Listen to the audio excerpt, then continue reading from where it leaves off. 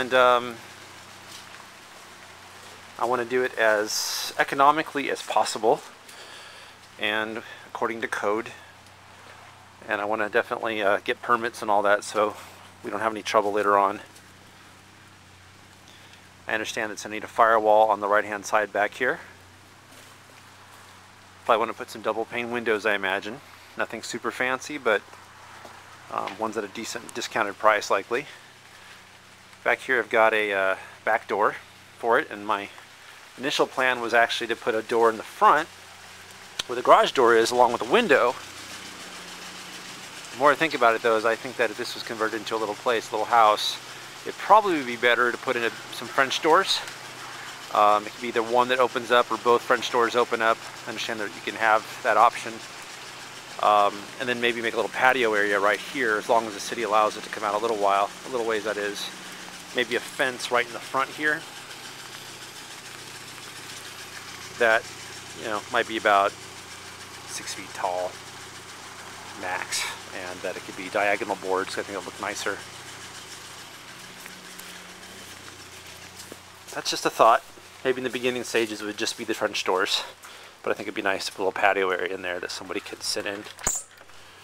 Here is the insides.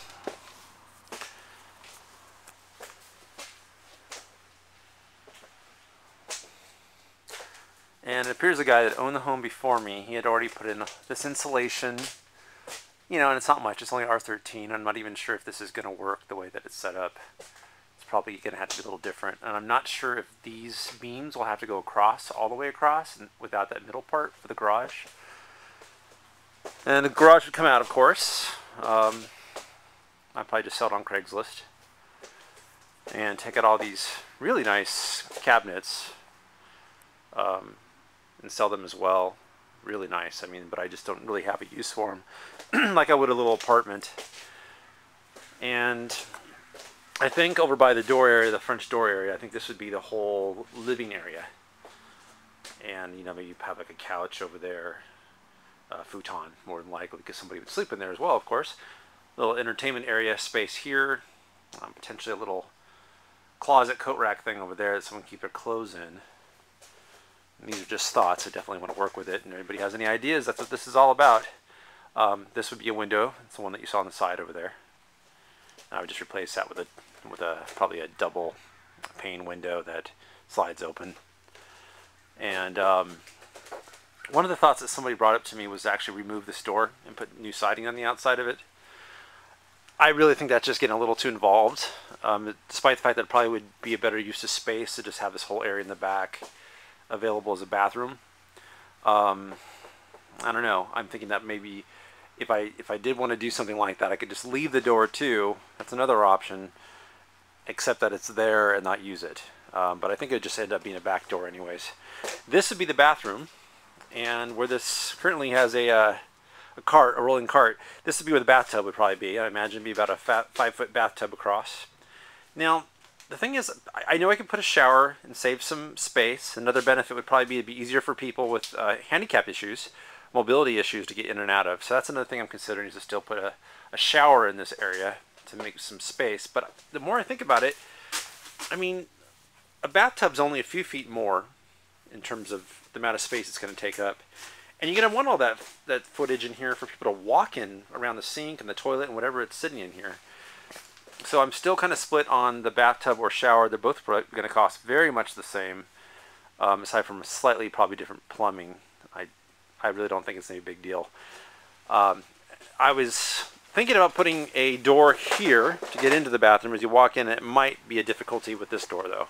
So that's something I'm pretty split on. Be like a pocket door is what I'm thinking.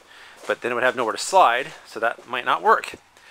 So more than likely it'd be a pocket door here, and then over here on this side, next to this whole living area, would be the kitchen. A kitchenette area, maybe a small stove, RV size, one of those smaller units you can get where you can bake and do everything you need to do. But I'm kind of split between that and just putting a convection oven on a shelf on the wall and having a sink. There's my wife making fun of me. Where's the car? It's outside. Okay. Yeah. Dottie. Is she sad? She didn't know where you were. Oh, okay. Okay. That's my puppy. So yeah, so I've got that all kind of figured out that I probably want to put the bathroom in the kitchen here because I think that would make it easier because you'd have all the plumbing accessible through the wall to the kitchen from the bathroom.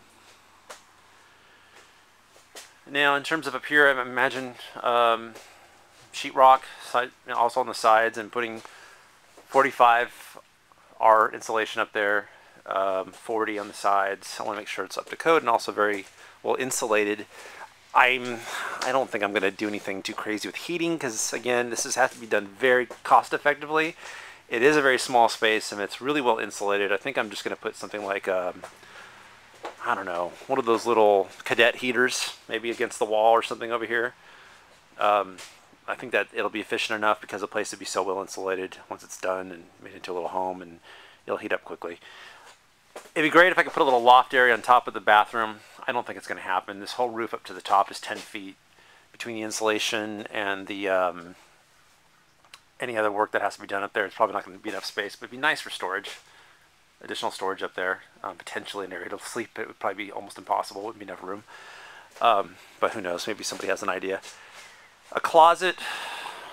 I haven't really figured that out yet. My first impression was it'd be better to put it in this corner over here next to an entertainment area, but I'm not totally sure.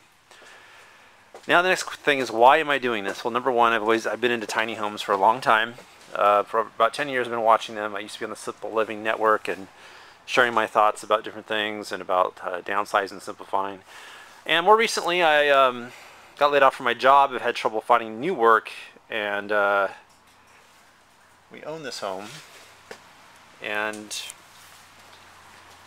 we do want to have a kid, and having my availability is always good. It's really expensive daycare anyways, I figure. I could find a part-time job, my wife could continue teaching, and we could rent this out to somebody, student at Reed College or whatnot that's nearby in our area. We live in the southeast Woodstock area, and that's my first thought, is to do something like that. And then I have a place to live, our home.